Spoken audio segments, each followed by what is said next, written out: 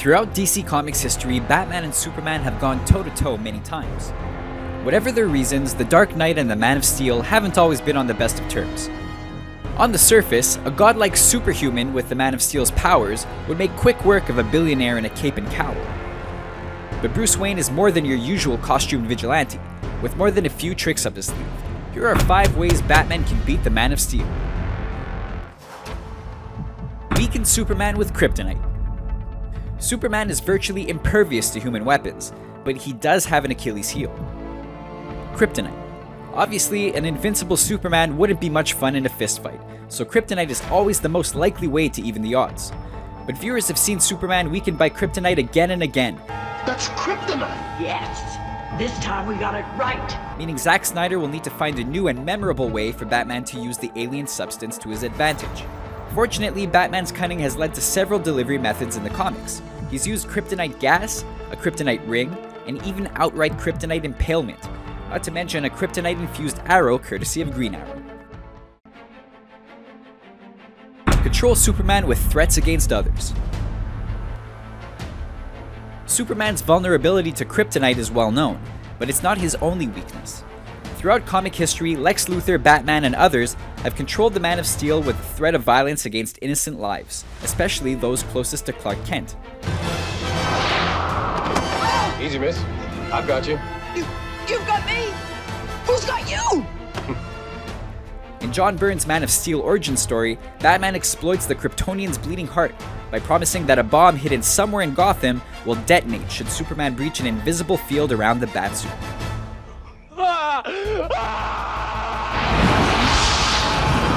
He was bluffing, but Superman couldn't take the chance.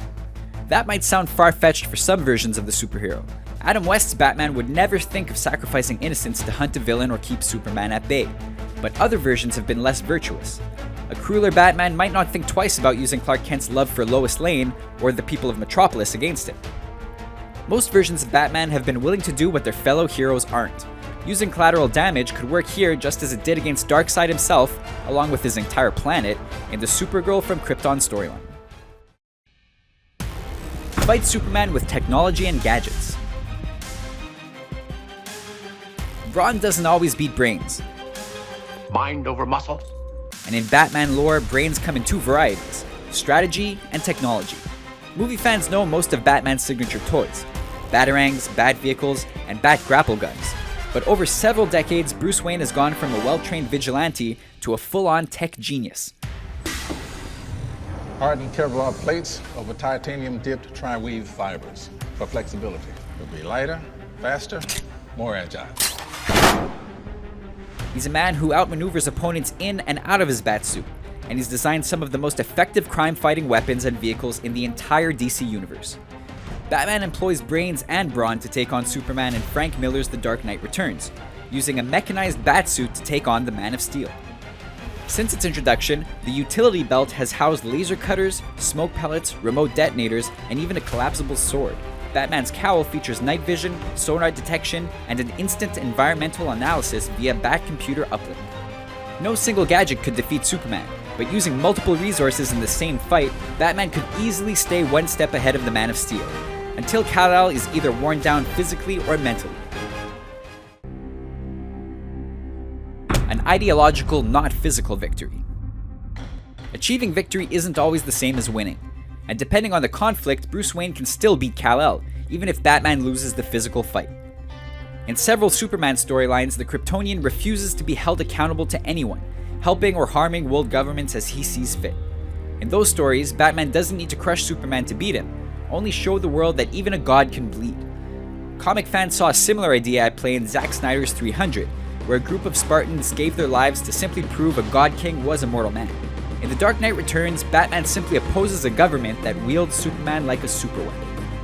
The Dark Knight still wins if he shows the people of Metropolis and Gotham that together they are not powerless against Superman, and that the Man of Steel doesn't get to decide what's right or wrong. If a single man can stand against a god, kryptonite suit or not, it would make both Superman and humanity think twice. Three's a crowd. The final possibility is that Batman wouldn't have to face Superman alone. Depending on which DC heroes and villains are around, Wonder Woman, The Flash, or even Lex Luthor could offer their help to take down the Man of Steel. Just as Frank Miller's Dark Knight counted on Green Arrow to weaken Superman, Batman could take a beating from the Man of Steel, simply distracting the Kryptonian while the other heroes take positions. It takes sharp storytelling to introduce other players without undermining the main event, but a third party, be it a hero or a villain, could be all that's needed to give Batman the upper hand. These are just a few ways Batman could beat Superman. What's your theory about how the Dark Knight can beat the Man of Steel? Tell us yours in the comments section, and don't forget to subscribe to our channel for more videos like this one. Since his creation back in 1962, Spider-Man has proven to be one of the most beloved and iconic superheroes in comic book history. In the modern age of summer blockbusters, that means just about any Spider-Man movie can find success, if handled properly. As a new Spider-Man movie universe approaches, with a little help from Marvel Studios, there's no time like the present for the web-slinger to head into new territory, calling on acclaimed comics to take him there. Here are Screen Rant's 5 Spider-Man stories we want to see on film. The death of Jean DeWolff. Spider-Man has encountered dozens of supervillains over the years, but when police captain Jean DeWolff is murdered in her home, it's not a supervillain to blame. Instead, it's a delusional serial killer known as the Sin Eater, whose choice of victim puts him on Spider-Man's radar. The brutal murder forces Peter Parker to once again face the street-level crime of New York City, and his hunger for revenge is only stopped when Daredevil intervenes, offering to help Spidey catch the killer. Comic fans may scoff at the idea of such a serious or gritty Spider-Man film, as opposed to the high-flying fantasy of previous movie outings. Well, Pete's taking the subway. Don't mind us, she just needs to use the elevator. But the shift in perspective and the Daredevil team-up would be a welcome change. Back in Black. Since Marvel's Civil War event is now coming to the Avengers movie universe, it seems a long shot that Peter Parker could once again play a key role in the conflict between Iron Man and Captain America. Whether or not Peter unmasks himself on the big screen, in the comics, it's the fallout of going public that truly costs him. When Hitman's bullet intended for Peter strikes his Aunt May instead, his gloves come off, and his classic black costume goes on, as Peter sets out to kill, yes, I said kill, those responsible. Seeing Peter Parker lose control may not be for every movie fan, but the Back in Black storyline reminds us why it's the heroes who must wear masks, and features a number of scenes perfect for the big screen. The story's climax, in which Peter removes his suit to show it isn't Spider-Man seeking revenge, but the man behind the mask, is a moment every fan should get to witness in theaters. Kraven's Last Hunt. No matter how high the stakes may rise in a superhero movie, audiences know that the life of a hero is never really in jeopardy. But that isn't the case in Kraven's Last Hunt. This comic arc sees the classic villain Kraven the Hunter challenge, defeat, and kill Spider-Man. Kraven then takes up the mantle himself, carrying out vigilante justice in a fashion closer to Batman than Spider-Man, proving that there's much, much more to being a hero than punishing criminals. Peter Parker would obviously return, but the point was made perfectly clear. Spider-Man isn't a mask, a nickname, or a colorful suit. Spider-Man is Peter Parker, in a way few superheroes could ever touch. As comic book blockbusters become more and more common, a movie that packs this much punch could help remind audiences why Spidey is truly one of a kind. They love me. Agent Venom. It's hard to believe that after 5 Spider-Man films, Venom has appeared just once.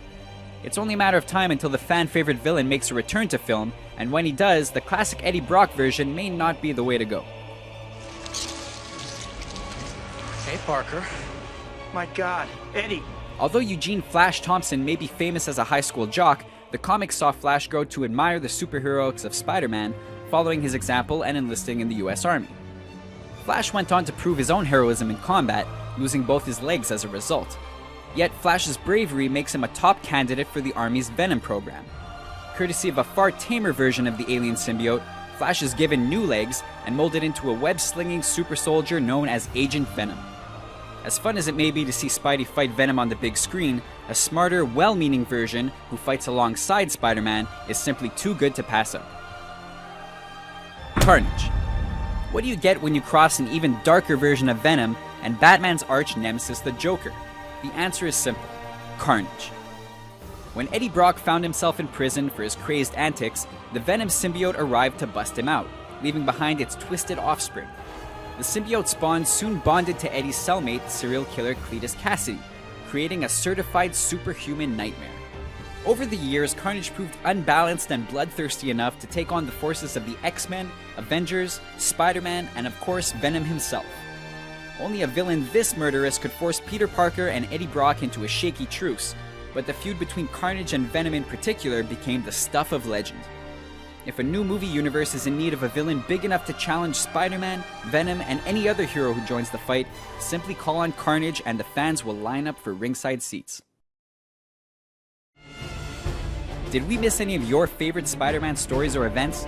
Let us know in our comment section, and don't forget to subscribe to our channel for more videos like this one.